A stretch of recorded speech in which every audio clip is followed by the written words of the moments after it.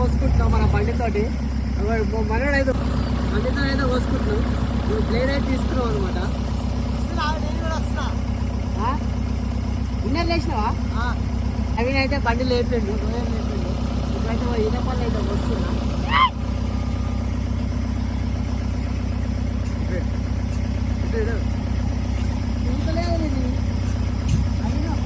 ఈత పళ్ళు పోతామని పోతే ఇక బ్లడ్ అయితే వెళ్తున్నాను అనమాట మొత్తం.